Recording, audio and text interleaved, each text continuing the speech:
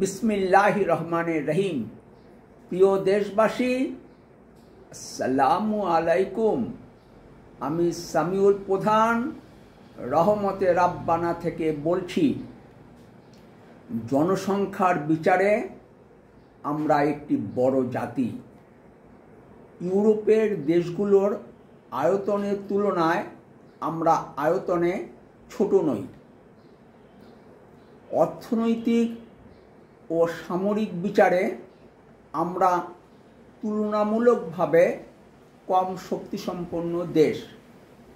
তবে মানব সম্পদের উন্নয়ন করতে পারলে আমরা একটি মাঝারি শক্তিসম্পন্ন দেশে পরিণত হতে পারব।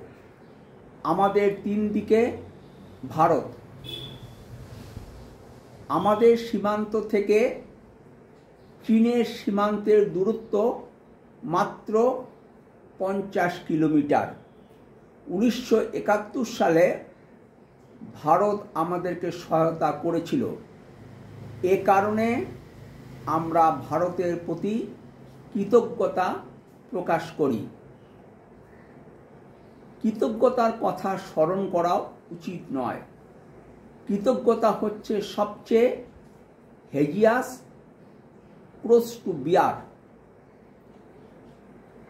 নাৎসি জার্মানির সঙ্গে ভালো সম্পর্ক থাকা সত্ত্বেও দ্বিতীয় মহাযুদ্ধের সময় পর্তুগাল নিরপেক্ষ ছিল। পররাষ্ট্রনীতি হচ্ছে জাতীয় স্বার্থের বহিঃপ্রকাশ। ভারত ও চীন এ দুই দেশের মধ্যে কোনো একটির দিকে বেশি ঝুঁকে পড়া আমাদের জন্যে ভালো হবে না। ভালো থাকবেন ও রাজনীতির আড্ডাখানা রহমত রাব্বানায় বেড়াতে আসবেন। ফি আমানিল্লাহ। আল্লাহ হাফেজ। বাংলাদেশ জিন্দাবাদ।